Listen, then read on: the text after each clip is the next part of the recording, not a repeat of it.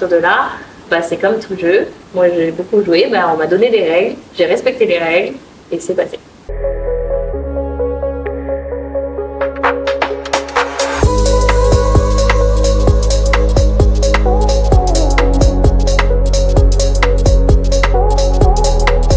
Bonjour à tous et bienvenue sur cette interview d'entrepreneuse. Aujourd'hui, on est avec du coup Laura Ortali. On s'est rencontrés à Pépite, on était tous les deux, moi je le suis toujours, mais du coup elle upgrade, elle est devenue entrepreneuse parce qu'on était étudiants entrepreneurs et du coup elle a créé son jeu de société. Exactement. On va vous expliquer après. Donc c'est parti, on va commencer par la première partie, les 10 questions qui sont les mêmes pour tout le monde. Donc première question, où sommes-nous? Qu'est-ce qu'on fait là? Alors ici, nous aujourd'hui, on est à TVT. Donc c'est le lieu qui m'a permis entre autres de créer mon projet, puisqu'en fait là cette année je suis encore étudiante entrepreneuse, je finis mon master là et en fait l'idée c'est que je suis en substitution de mon stage et grâce à ça je peux profiter, bénéficier du coworking pour développer mon projet parce que pour l'instant j'ai pas les moyens de prendre un local mais dès que j'aurai la possibilité je prendrai un local. Pour l'instant j'ai la chance de bénéficier de leurs locaux et de leur coworking. Ok. Est-ce que tu es née entrepreneuse ou est-ce que tu l'es devenue au fil du temps?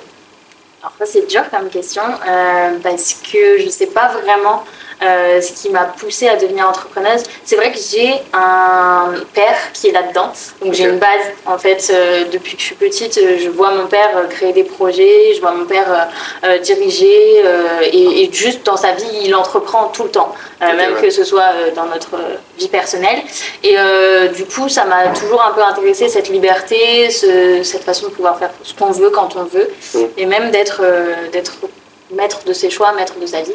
Et je pense que c'est ça qui m'a poussée à entreprendre, faire quelque chose qui peut aider. Donc je dirais que quand même j'ai une bonne base. Donc peut-être que je suis née entrepreneuse, mais c'est vrai que je pense qu'il y a aussi une part d'acquis parce que je pense pas qu'à 13 ans je me serais dit que j'en serais là aujourd'hui. Ok. Voilà. Tu voulais faire quoi à 13 ans À 13 ans, je voulais être vétérinaire. Mais après j'ai changé, je voulais être maîtresse d'école et ça va bien avec mon projet du coup. Carrément. Mais c'est vrai que je voulais j'ai pivoté, je voulais être maîtresse d'école et comme finalement j'ai pas été maîtresse d'école, j'ai fait ça. Mais si je faisais pas ça, je pense que j'aurais été maîtresse d'école. Ok. Est-ce que tu as du coup, pas forcément avec Pépite, mais est-ce que tu as des mentors dans la vie qui t'ont inspiré pour ce projet ou même en tant que personne? Alors pas dans Pépite du tout. Moi dans Pépite il y a beaucoup de mentors qui m'ont beaucoup aidé. C'est d'ailleurs grâce à eux que j'en suis là. Et hors de Pépite, alors c'est un peu cliché mais du coup mon père c'est ma première source d'inspiration puisque je le vois vraiment c'est une force de travail. En fait il est tout le temps dévoué pour ses différents projets. Peu importe les projets d'ailleurs. Sinon j'ai été beaucoup inspirée aussi par moi j'ai été bien entourée en termes d'enseignants. Et pour mon projet, ça a du sens. Donc on le verra plus tard, mais pour mon projet, ça a du sens. Donc c'est vrai que de voir des enseignants qui ont été passionnés et qui m'ont permis du coup de m'aider là-dedans, ça m'a beaucoup inspiré dans le cadre de mon projet, parce que moi j'ai eu une scolarité qui était vraiment super sympa. Et après, tous les entrepreneurs un peu à succès, je sais que par exemple, moi, toutes les personnes qui entreprennent et qui réalisent leurs rêves et que ça fonctionne, je me dis waouh mais c'est génial, j'aimerais bien faire pareil, mais petits ou gros entrepreneurs, je pense même à des pépites qui ont réussi, je trouve ça génial et ça m'inspire beaucoup. Par exemple je pense à T-Shop, Maxime et Elise, eux ils sont inspirants. Grave. Ça a été ma deuxième interview d'ailleurs. Franchement trop. Puis même en plus d'avoir un couple qui se crée et qui ensuite se dit bon, on va consolider notre couple par une entreprise, c'est... Exactement, et ils cartonnent, ils font des belles choses, alors que ça fait qu'un an qu'ils sont sortis de Pépite. Leur progression, elle est, je trouve, incroyable. Donc moi, eux, par exemple, je les trouve très inspirants aussi. Carrément. Donc, voilà. Mais après, je pense qu'on peut s'inspirer de tout. Enfin, moi, je m'inspire vraiment de beaucoup de choses. Les gens me fascinent en général et m'inspirent beaucoup. Donc les gens entreprennent, qui réussissent ou non, m'inspirent. Ok. Et là, du coup, c'était ta première année à Pépite ou... La deuxième. La deuxième année. Combien de mentors en tout? 4? J'en ai eu plus que ça, parce qu'à côté, j'ai fait aussi le programme de Réseau Entreprendre. J'ai fait les Entrep, proposé par Réseau Entreprendre. Et du coup, non, j'en ai plus que ça. J'en ai eu dans les entreprises et dans Réseau Entreprendre. À l'heure actuelle, je dirais qu'ils me suivent et qui continuent à me suivre, même hors du cadre de Pépite. Je devrais en avoir 5 ou 6 qui continuent à me suivre. Et puis, de toute façon, ce qui est bien avec Pépite, c'est que c'est aussi la création d'un réseau. Et en fait, du coup, je pense que tout le monde est prêt à s'aider les uns les autres, etc. Donc l'idée, c'est que je continue d'être bien entourée et bien accompagnée. Okay. Voilà. Est-ce que les gens ne croyaient pas en cette petite boîte ou même en toi Alors non, j'ai eu la chance franchement d'être bien entourée dès le début. C'est-à-dire que, par exemple, mes parents m'ont toujours beaucoup soutenue. J'ai un projet qui a de suite suscité un peu d'engouement. En fait, il a tout de suite été un peu adopté parce que déjà c'est en croissance, les escape games, on est vraiment sur quelque chose qui plaît de plus en plus. Donc en fait, dès qu'on dit le mot escape game, ça fonctionne bien. Là où j'ai un peu de difficulté, c'est que donc mon produit s'adresse aux enseignants et donc il faut que ce soit très qualitatif. Et c'est vrai que parfois les enseignants doutent un peu de la valeur ajoutée du produit jusqu'à ce qu'ils le testent. Et donc c'est plus dans ce côté-là, il y a certains enseignants qui sont plus fermés et donc qui doutent dans ce sens-là. Mais sinon, j'ai pas eu de vrais doutes sur le projet, peut-être plus sur la cible, parce qu'on sait que l'éducation, des fois, l'éducation nationale, c'est un peu compliqué à atteindre. Donc souvent, les gens me disaient « Ah, t'es sûr que tu veux t'adresser à cette cible-là, ça va être compliqué ». Mais tout le monde était plutôt enthousiaste. J'ai eu de la chance de ce côté-là. Est-ce que peut-être les écoles privées, c'est un peu plus facile Les écoles privées, alors je dirais pas tant que ça, parce qu'en fait, les écoles privées, en fait, ils ont plus de moyens. D'accord, donc c'est plus simple pour eux. Par contre, ils ont plus d'exigences. Donc en fait, les moyens vont avec l'exigence. Les parents mettent plus d'argent dans leurs écoles, donc ils sont plus exigeants. Donc l'école est plus exigeante. Donc ça peut, ils demandent plus de preuves. Voilà, c'est dans ce sens-là. Mais ça, du coup, dès qu'ils testent, en général, ça fonctionne. Mais ils demandent plus de preuves. Ouais. De toute façon, on va y revenir dans la deuxième partie parce que j'ai plein de questions sur la législation, sur qu'est-ce que tu as fait justement pour amener de la confiance en ton produit. Donc, comment tu as réussi ou est-ce que tu as des projets qui vont te permettre de te diversifier? Oui, alors du coup là, moi mon projet c'est des escape games pour les enfants et déjà en termes de diversification, le but c'est de créer une offre complète, c'est-à-dire de renouveler les thèmes en permanence, etc. Mais aussi de s'adresser à un large niveau. C'est-à-dire que là moi je suis sur l'école élémentaire, j'étais en début d'année, en janvier, j'étais sur le CP-CM2. Là, je me suis déjà développée sur les maternelles. Et j'envisage dès l'année prochaine de développer sur les collèges, voilà, pour proposer également au collège. À côté de ça, mais vraiment dans le lointain, j'envisage aussi de m'adresser aux familles, à tout un chacun, chez nous, voilà, pour les enfants, le dimanche après-midi, pour un anniversaire. Et de plus en plus, là, je réfléchissais pour m'adresser même aux entreprises. Pour faire des escape games avec de la valeur ajoutée type RSE, donc responsabilité sociétale des entreprises, ou alors qualité de vie au travail, pour faire transmettre des messages et pour jouer avec tous les collaborateurs de l'entreprise en fait, tout simplement. Voilà, donc c'est comme ça que j'envisage de m'étendre et à terme, pourquoi pas, des événements et même d'autres jeux de société éducative. En fait, moi, mon objectif premier, c'est la ludification de l'enseignement sous toutes ses formes. Et donc que ce soit par les escape games, que ce soit par un autre jeu éducatif, j'ai pas de limite en fait. J'ai pas de limite. Jeux vidéo même peut-être. Ouais, alors jeux vidéo, c'est pas mon domaine. Ouais. Mais à terme, franchement, pourquoi pas prendre un collaborateur qui c'est son domaine. Moi, je suis pas fermée. J'ai vraiment pas de limite tant que, c'est mon plaisir de ludifier. Voilà. Donc c'est mon plaisir de ludifier l'enseignement et ça respecte mon objectif. Moi, je fonce. En fait, j'ai pas de limite. Ouais, let's go. Ok, trop bien. Quelle est la décision la plus difficile de ta vie? Pas forcément pour ton jeu, mais côté pro, côté perso. Ok, alors côté pro, la décision la plus difficile, je sais pas trop. Je dirais que côté pro, la décision la plus difficile, ça a été, alors je sais pas si du coup je me suis séparée de mon associé. C'était une question, parce que moi je t'ai connu comme ça. Oui. J'étais la cérémonie, vous avez gagné, exactement, vous avez gagné un prix toutes les deux, vous avez fait un pitch, j'étais comme ça. Je fais, mais c'est qui ces deux personnes? Et au final, ouais, maintenant, t'es toute seule. Ouais, du coup, maintenant, je suis toute seule. Alors, je sais pas si je peux dire que c'est la décision la plus difficile de ma vie parce que on l'a prise à deux. Ouais. Mais c'est vrai que ça a été une décision assez difficile puisque je me projetais vraiment avec cette personne et on était vraiment, on était un binôme. Et en fait, on a pris des chemins différents dans la bonne entente, mais c'est toujours compliqué d'être à deux et de passer seul. Ouais. Il y a beaucoup de choses qui changent et du coup, la décision la plus difficile de ma vie, je dirais que ça a été de continuer. Parce que la question s'est posée. La question s'est posée de est-ce que je vais arriver à continuer les choses seule? Est-ce que j'en suis capable? Est-ce que je peux le faire? Et la décision la plus difficile, ça a été de me dire non, vas-y, tu n'abandonnes pas, c'est ton projet depuis le début, tu y crois, voilà. Donc c'est vrai que Valentine, donc mon associée, m'avait rejoint sur l'idée, mais à la base, c'est mon idée, c'est mon projet, et c'était trop important pour moi de le concrétiser. Donc côté pro, c'est vraiment ça. Et côté perso, c'est vrai que j'ai pas eu vraiment de décision très compliquée à prendre là tout de suite. Je vois pas parce que toutes les décisions que j'ai prises, peut-être sur le moment, elles m'étaient compliquées.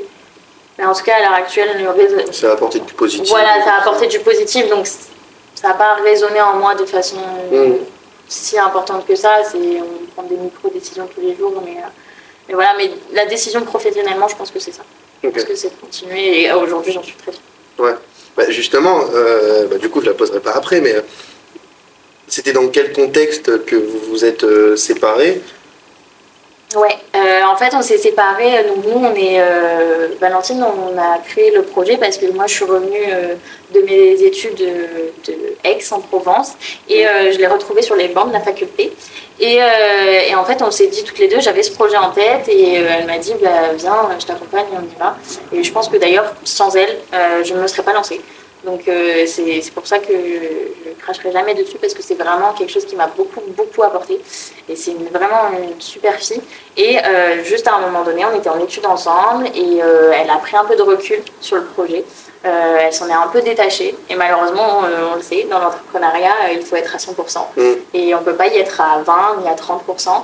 Et en fait, à force de prendre du recul, je la voyais s'éloigner. Du coup, elle s'investissait de moins en moins. Ça lui plaisait de moins en moins. Et puis, les études qu'on faisait à côté lui plaisaient, elle, au contraire, de plus en plus. Et en fait, ce jeu de balance a fait qu'à un moment donné, la décision, c'était de soit continuer dans nos études, à savoir les ressources humaines, soit continuer sur ce projet. Et du coup, on s'est séparés, mais en bonne entente. Et du coup, tu nous l'as dit un petit peu, mais qu'est-ce qui t'a fait justement continuer? Parce que tu t'es posé la question, et comment toi t'as pris du recul du coup? Franchement, déjà l'entourage. L'entourage m'a beaucoup aidée parce qu'en fait ils m'ont fait réaliser que j'étais capable et qu'en fait tu avais raison, c'était mon projet à la base, à l'origine, c'était mon projet, mon idée et que je pouvais pas abandonner comme ça. Pépite. Pépite parce que cette année j'ai fait le DU2E, donc le diplôme de l'étudiant entrepreneur, et ça m'a littéralement sauvé mon projet parce qu'en fait je suis arrivée en début d'année parce que ça s'est passé en décembre. Ouais, t'avais ce cadre du coup. Ça s'est passé en décembre et j'ai fait ma rentrée en DU2E janvier. Ouais. Voilà. Et du coup, j'y suis allée pas très motivée parce que j'étais en plein dans le deuil de cette relation entrepreneuriale. Et finalement, j'ai rencontré des personnes hyper motivées. Et en fait, la motivation, ça se communique, quoi. Ouais, grave. Donc, du coup, ça m'a remotivée et je me suis dit qu'en fait, j'étais juste trop capable de le faire. Et donc là, j'en suis trop contente. Voilà, j'ai sorti la tête de l'eau mi-avril et depuis, je suis à fond. Trop bien. Ouais. Et tu avais déjà concrétisé le projet en décembre. T'étais à quelle étape en fait? Ça faisait combien de temps que tu y étais dessus? Alors on a commencé, du coup on a fait 2 ans de pépites. La première année, quand on était toutes les deux, on a soulevé des montagnes. Littéralement, on a fait toute notre étude de marché. On a interviewé, on a fait tout le produit, on a fait les prototypages, on a fait les tests. Donc parce que tous mes escape games sont testés. Donc on a fait on a prototypé, on a testé, on a créé des premiers thèmes qui étaient fonctionnels. Et on a immatriculé la société en juillet, à la fin d'un an. Donc on a commencé les ventes en été, un an après le début de l'idée. Et donc en septembre-décembre, en fait, on avait une autre version de celui-là. Donc j'étais en train de développer cette version un peu plus qualitative. Et j'étais aussi beaucoup sur la diversification, donc la création de nouveaux thèmes et le développement, visibilité, tout ce qui va être partenariat, marketing, etc. Donc j'étais vraiment sur cette partie-là. Et c'est tout ce que j'ai travaillé ces dernières semaines. En fait, lancer la partie commerciale. C'est là que j'en suis vraiment à la phase de commercialisation. Voilà, c'est pour le petit rétro du projet. Trop bien. On était là. Et ouais, tu as eu l'idée. Et dès que tu as eu l'idée et que tu as voulu le mettre en place, tu t'es inscrit à Pépite. Et du coup, ça fait 2 ans vraiment, ou ça fait quand même beaucoup plus longtemps que tu as Non, j'ai eu l'idée et je me suis inscrit à Pépite. Vraiment. Alors, sur l'idée, en fait, ça fait plusieurs temps que je réfléchis à une manière de mettre ma patte dans l'enseignement, mais je ne savais pas comment le faire. Et en fait, pour être honnête, c'est pas facile de se dire qu'on peut le faire. Et donc, oui, enseigner aux gens, c'est... Ouais, voilà. C'est ça. Et du coup... un jour, il y a eu la présentation pour les entrepreneurs et en fait, si on avait une idée, je me suis dit, et ça m'a popé un peu d'un coup, et je me suis dit, mais en fait, c'est peut-être ça. Et je suis rentrée à Pépite la même année, et c'est parti. C'était parti. Magnifique. Bon, on a complètement dévié, mais le sujet me passionne tellement que du coup, c'est un peu dans la même lignée. Est-ce que tu as 3 mots qui drivent un peu ta vie au quotidien, soit d'entrepreneuse, soit côté perso Alors le premier mot, c'est le courage. Moi, ma citation préférée, c'est « La peur ne doit jamais t'empêcher d'avancer ». Et donc, en fait, j'estime que dans tout le temps, il faut avoir le courage. Le courage de dire les choses aux gens, le courage de faire les choses, le courage d'entreprendre. Donc le courage, ça c'est sûr. Je dirais l'entraide. C'est le principe de mon jeu et c'est aussi ce que je prône au quotidien. C'est important. Voilà. Et ça va un peu avec, mais la bienveillance. Envers tout le monde. Donc, pour moi, quand tu es courageux, que tu aides les gens et que tu es bienveillant, ça va avec, mais il y a des gens qui aident, mais sans être bienveillants, qui vont te demander quelque chose après. Donc, c'est sûr. Donc, super. Quelle est ton activité préférée pour, justement, quand tu as un peu un coup de mou ou que ta tête elle va exploser, c'est quoi ton activité pour décompresser et après repartir de zéro? Le sport. Le sport, je fais du tennis particulièrement en ce moment. C'est le sport. Franchement, c'est le meilleur défouloir en fait. Donc tout simplement le sport ou alors sortir entre amis, c'est toujours du bien. Mais c'est vrai que quand je sens que ça va pas du tout, le tennis c'est un bon sport pour se défouler. Donc quand je sens que ça va pas du tout, c'est vraiment le sport. On prend la raquette on prend la raquette et on y va. J'en fais tout le temps parce que ça aide et en plus c'est ça discipline aussi. Ça apprend. Il y a un cadre, je pense. Il y a un cadre et le tennis c'est un combat avec toi-même en fait. C'est quand tu es en tournoi de tennis, tu te bats avec toi-même, tu vis des échecs, tu perds des points, tu dois te relever, etc. Et à la fin, tu es fier de toi. Donc en fait, c'est vraiment très. Tu peux être concentré que sur ça en fait. Tu peux pas être concentré sur. Enfin, jouer au tennis et penser à autre chose. C'est pas possible. Donc, oui, et puis t'es tout seul, quoi. Je sais pas s'il y a du tennis à plusieurs, mais... tu peux faire des doubles, mais bon, c'est quand même un sport solitaire. Ok. Voilà. De combien était le plus gros contrat? C'est la seule question un peu argent que tu as mis en place, du coup, là, actuellement. Le plus gros contrat...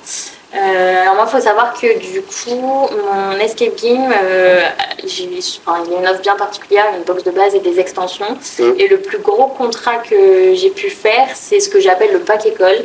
C'est-à-dire qu'en fait, ils prennent une box de base pour l'école et ils prennent tous les thèmes disponibles pour le CP, le CE1, le CE2, le CM1 et le CM2. Okay, Donc ça, c'est mon pack école et du coup, ça m'a rapporté 360 €. Enfin, voilà, et très exactement. Pour une école. Voilà, pour une école, ça m'a rapporté 360 €. C'était mon plus gros contrat d'un coup en lui-même pour le moment. Parce que l'idée, c'est vraiment pour les écoles de s'adapter et de pouvoir faire des prix qui ne sont pas non plus trop exorbitants. Et donc, à l'heure actuelle, c'est mon plus gros contrat. Donc, j'espère que ce sera plus. J'ai pas de doute, de toute façon. Tu vas nous montrer un petit peu après. La dernière question, c'est tu vois où ta boîte dans 5 ans? Pour justement, on finit les questions, on va un petit peu plus vers le futur. Donc tu vois où ta boîte dans 5 ans? Et parallèlement, toi, tu te vois où? Est-ce que tu te vois toujours dans cette boîte? Est-ce que un autre projet enfin, voilà. Alors moi, je me vois vraiment toujours dans J'imagine. Ouais, là, je suis vraiment à fond dans le projet. J'ai plein d'idées. Donc en fait, je sais pas laquelle je vais concrétiser en premier. Mais dans l'idée, déjà, j'aimerais bien avoir une équipe. Je veux vraiment pas entreprendre seule. C'est pas mon objectif.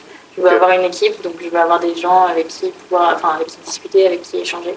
Et en fait, l'idée, c'est de pouvoir construire un produit, donc de pouvoir s'adresser aux écoles. Donc je vais espérer que mes écoles auront adopté le concept et que ce sera de plus en plus, ce sera devenu un peu une référence dans les escape games éducatifs, être la référence dans les escape games éducatifs parce qu'il en existe, mais du moins être la référence dans ce domaine-là et pourquoi pas même être contacté et mettre en place des escape games personnalisés pour les entreprises. Dans 5 ans, j'aimerais bien vraiment être installée dans le monde de l'entreprise et dans le milieu de l'entreprise et pouvoir faire vraiment des escape games personnalisés pour elles. Et pourquoi pas avoir développé un autre jeu éducatif, mais alors qui un panel d'idées. Ok. Donc on a fini, mais je suis une personne, j'adore les bonus. Ok. Et du coup, on entend souvent la phrase est-ce que tu auras un conseil pour les jeunes qui voudraient entreprendre, etc. Moi, j'ai fait un petit package. J'ai fait ta box, mais de questions. D'accord. J'ai pris un conseil du coup pour les jeunes, comme nous, qui veulent entreprendre, qui veulent mettre un projet en place, et un conseil pour les moins jeunes, qui voudraient justement, qui ont plus d'expérience, mais peut-être d'autres peurs, etc. Alors, en fait, j'ai peur d'être un peu bateau, mais en fait, on me le répète tout le temps, mais c'est quand même un super conseil. Il faut oser. C'est bête à dire, hein, c'est très bateau, mais se lancer, c'est difficile. Et pas penser que... Alors pour les jeunes, il ne faut pas penser qu'on n'est pas assez préparé. Moi, c'est ce que j'avais pensé. Je me disais, je vais peut-être me faire mon expérience dans le monde du travail et ensuite y aller. Non, au contraire. En fait, quand on est jeune, on n'a rien à perdre. Il faut y aller, il faut tenter, il faut oser. Donc, ouais, c'est bateau, mais prendre confiance en soi et y aller. Et au pire, ça deviendra, c'est pas grave, quoi. Pire, ça fait une belle expérience et on aura développé plein de réseaux et on se sera fait plein d'amis. C'est super. Et pour les personnes les plus âgées qui n'oseraient pas se lancer non plus, je peux comprendre que ce soit compliqué arriver à un certain âge, mais au contraire, en fait, maintenant, vous avez l'expérience, donc il n'y a plus qu'à mettre... Vous avez plus de moyens. C'est ça, tout ça en pratique pour vous. Donc en fait, au lieu de le faire pour quelqu'un, faites-le pour vous. Et donc pareil, en fait, je pense que le conseil, c'est oser. Mais pour tout le monde. Dans la vie, il faut oser, il faut avoir le courage, pour revenir à mon mot favori, ayez le courage. Voilà, c'est un peu ma phrase. Il faut avoir le courage de tout. Voilà. Donc ayez le courage. Ayez le courage. Ayez le courage. Tu vois, t'auras fait ta phrase un petit peu... Ouais, c'est vrai, j'ai fait ma phrase sur donc merci déjà beaucoup pour ces 10 premières questions. J'espère que vous prenez des notes. Hein.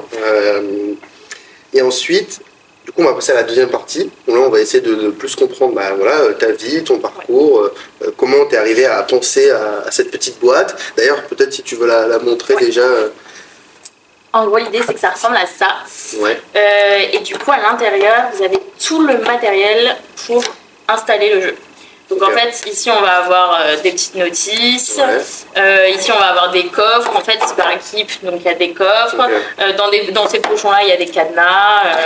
Là, c'est les énigmes. Et ici, en fonction, il y a des objets pour faire manipuler les enfants. L'idée, c'est qu'en fait, dans une seule box, vous avez tout pour l'installer dans une pièce, n'importe laquelle. Voilà, n'importe quelle pièce, et en fonction du thème, ça va changer. Voilà. Et une partie, ça dure à peu près combien de temps? Alors, en général, ça dure 1 heure, parce que le principe d'un escape game, c'est que ça dure 1 heure. Donc là, c'est pareil. Les enfants ont en général 60 minutes, et je dis en général parce que par exemple, sur un niveau CP ou sur des maternelles, en général, on fait durer un peu moins longtemps pour la concentration, pour conserver la concentration, etc. Donc par exemple, sur le niveau CP, ça va plus être 45 minutes, 40-45 minutes. Par contre, sur CE2, CM1, CM2, on espère vraiment sur 1 heure, 1 heure, et voire même sur les CM2, on peut aller jusqu'à 1 heure et quart. Mais ouais, ça dure 1 heure en dehors des explications.